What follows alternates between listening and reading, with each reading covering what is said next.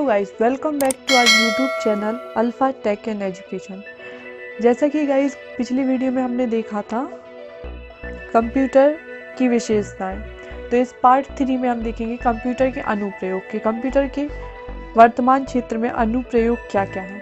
तो कैसे कंप्यूटर का प्रयोग विभिन्न क्षेत्रों में किया जा रहा है। वर्तमान में शायद ही कोई ऐसा क्षेत्र हो जहां कंप्यूटर का प्रयोग नहीं किया जा रहा है। तो देखिए, इनका प्रयोग डेटा प्रोसेसिंग के लिए किया जाता है। बड़े डेटा को, जैसे इसमें होता है एजुकेशन में, जैसे रिजल्ट आता है ना, तो उसमें यूज होता है इसका। परीक्षाओं के परिणाम में, जनगणना में, है ना। Guys please don't be panic, इसको हम हिंदी इंग्लिश दोनों में पढ़ेंगे। अब डेटा प्रोसेसिंग ही लिखेंगे ना हिंदी में भी, तो जनगणना के लिए इसमें यूज किया जाता है। दूसरा, एक्सचेंज ऑफ इंफॉर्मेशन, तो इस भंडारण की विभिन्न पद्धतियों के विकास और कम स्थान घेरने के कारण सूचनाओं के आदान प्रदान के लिए भी यह एक बेहतर माध्यम है। इंटरनेट के विकास ने तो इसे सूचना का राजमार्ग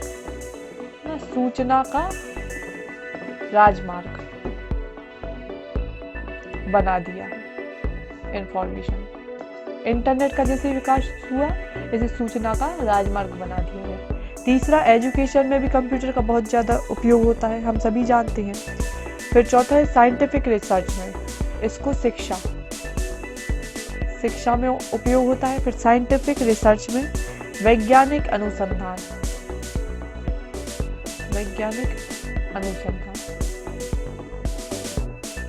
वैज्ञानिक इसको बहुत बड़ी मात्रा में उपयोग करते हैं।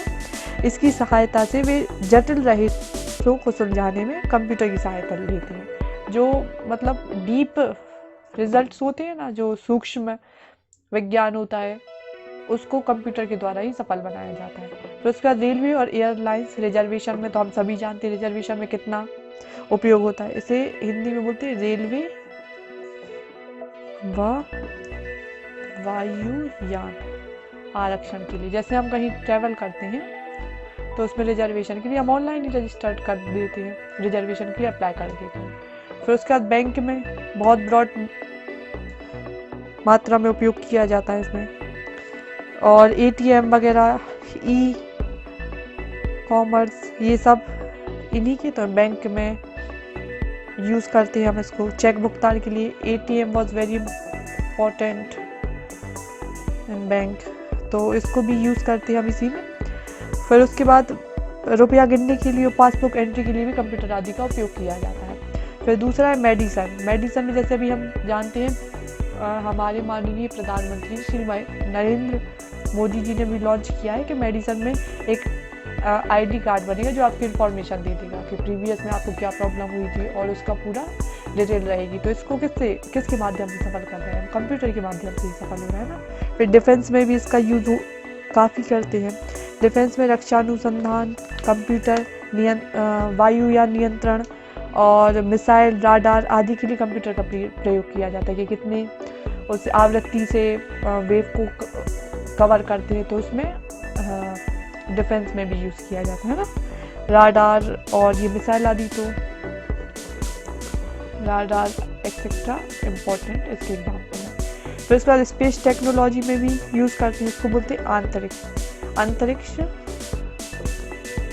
प्रौद्योगिकी।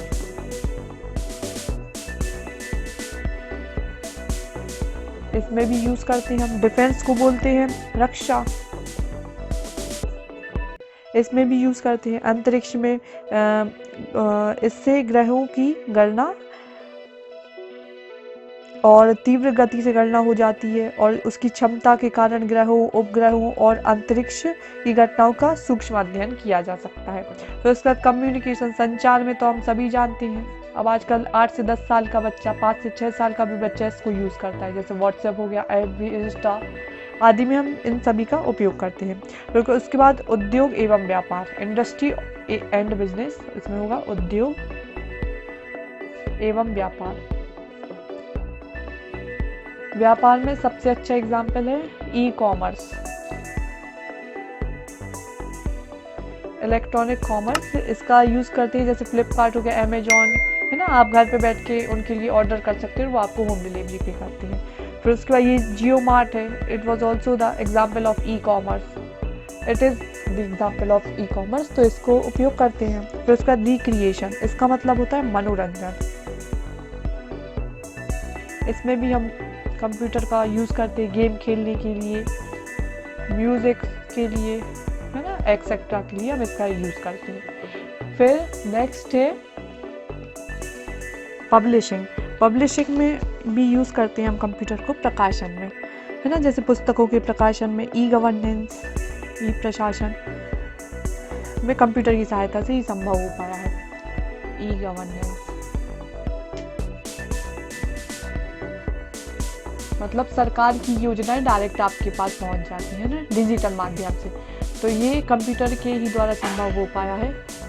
फिर उसके बाद एडमिनिस्ट्रेशन, ई प्रशासन, सॉरी गाइस हमने इसमें ई गवर्नेंस एक्चुअली हमने ये बता दिया आपको नीचे वाला, प्रशासन में एडमिनिस्ट्रेशन, ये है ई गवर्नेंस का एग्जाम्पल।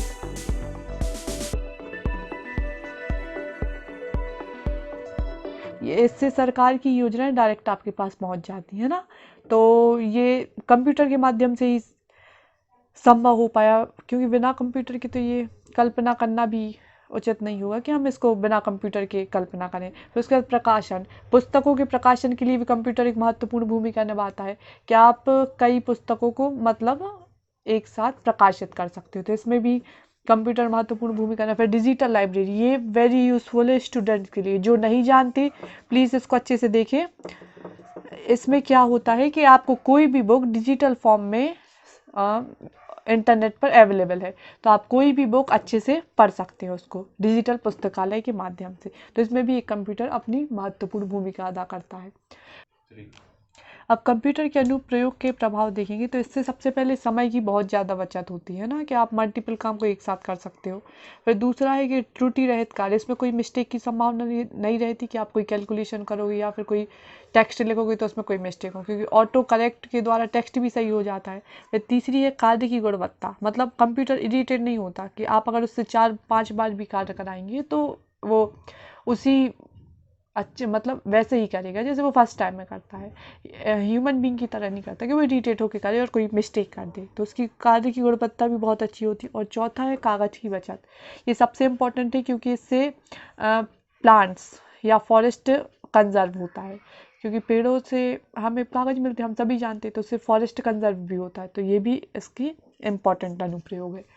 फिर कंप्यूटर की सीमाएं, जैसा कि गाइस हम सभी जानते हैं कि कंप्यूटर एक मशीन है और उसकी कुछ लिमिटेशंस भी होती हैं, जैसे वो बुद्धिहीन होता है, इट मीन्स इसमें नो माइंड, उसमें बुद्धि नहीं होती, वो अपने आप कोई काम नहीं कर सकता। दूसरा खर्चीला, एक्सपेंसिव, कोई एक गरीब व्यक्ति इसको नहीं ले सकता, एटलीस्ट उसमें 10 से 20,000 रुपये मिनिमम तो चाहिए, तो वो खर्चीला भी है। तीसरा वायरस का खतरा, इसमें इम्यून टू वायरस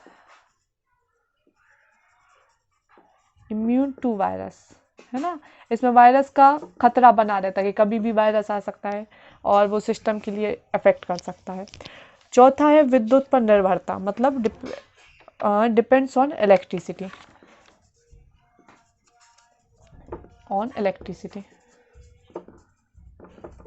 ये इलेक्ट्रिसिटी पर निर्भर होता है। इसके साथ ही कंप्यूटर का डिसएडवांटेज भी बोल सकते हैं कि वो है बेरोजगारी, इसको आप ध्यान रखिएगा, ये डिसएडवांटेज है क्योंकि कंप्यूटर ने बहुत से लोगों में बेरोजगारी उत्पन्न की है। देश में कंप्यूटर ने बेरोजगारी भी उत्पन्न की है क्योंकि जो काम व्यक्ति करता था वो अब सिस्टम करने लगा है, जैसे टाइपिंग इसका मेन की पॉइंट है कि टाइपिंग लोग करते थे, अब उसकी जगह कंप्यूटर ने ले ली, तो ये इसका डिसएडवांटेज भी है, ये कंप्यूटर का एक डिसएडवांटेज है ना। अब इसके बाद हम करेंगे कि कुछ इम्पोर्टेंट, इधर गाइस अपना परीक्षा मंथन का फर्स्ट चैप्टर कंप्यूटर एक परिचय कंप्लीट हो गया है। अब उसके बाद हम इसके कुछ इंपॉर्टेंट पॉइंट देख लेते हैं, जैसे कंप्यूटर शब्द की उत्पत्ति, ये बहुत इंपॉर्टेंट पॉइंट है, इनको आप अपने नोट्स में मेंशन कर लीजिए और याद कर लीजिए। और इससे रिलेटेड क्वेश्चन आई थिंक आएंगे आपके एग्ज़ाम में, है ना, ऑब्वियसली आएंगे क्वेश्चन, बिकॉज ये की पॉइंट्स है कुछ जो इम्पोर्टेंट है। कंप्यूटर शब्द की उत्पत्ति ग्रीक भाषा के शब्द कंप्यूट से हुई है, जिसका अर्थ होता है गणना करना, गणना करना, है ना। फिर दूसरा है भारत में प्रथम कंप्यूटर का प्रयोग 16 अगस्त 1986 बेंगलुरु के प्रधान डाकघर में किया गया था। मतलब भारत में इसका पहला प्रयोग कब किया गया था? 16 अगस्त 1986 बेंगलुरु के प्रधान डाकघर में किया गया था। जबकि प्रथम पूर्ण कंप्यूटरीकृत डाकघर न्यू दिल्ली नई दिल्ली में स्थापित किया गया है। फिर तीसरा है हर क्षेत्र में कंप्यूटर के वृहद अनुप्रयोग के कारण आधुनिक युग को कंप्यूटर युग की संज्ञा दी गई है। वृहद उपयोग के कारण कंप्यूटर युग की संज्ञा दी गई है। फिर है चौथा, 2 दिसंबर को प्रतिवर्ष विश्व कंप्यूटर साक्षरता दिवस के रूप में मनाया जाता है। ये क्वेश्चन ऑलवेज आता है। फिर उसका नेक्स्ट है भारत में पहला कंप्यूटर भारतीय सांख्यिकी संस्थान कलकत्ता में सन 1956 में स्थापित किया गया था। अब जैसा कि मैंने आपको कहा था कि इसके बाद हम देखेंगे चैप्टर के लास्ट में 5 फुल फॉर्म, तो आइए वो और देख लेते हैं। हम फुल फॉर्म देखेंगे तो इसका एल्गोल, फर्स्ट है इसमें एल्गोल, एल्गोरिथमिक लैंग्वेज। देखिए गाइज, इनको आप डेली के डेली याद कीजिए, तो इससे आपको बर्डन नहीं होगा। मैं आपको बार बार बोल रही हूँ, तो प्लीज़ आई होप याद कर रहे होंगे आप सभी। फिर सेकंड है AM एम्पलीट्यूड मॉड्यूलेशन। फिर थर्ड है AMD advance micro devices. Fourth है ANSI ANSI American national standards institute. Fifth है EPRANET advance research project agency network. तो इधर हमारा परीक्षा मंथन का फर्स्ट चैप्टर कंप्यूटर एक परिचय कंप्लीट हुआ। अब इसका सेकंड चैप्टर उद्भव एवं विकास हम नेक्स्ट वीडियो में देखेंगे। तो I hope you like this video. Thank you and have a nice day.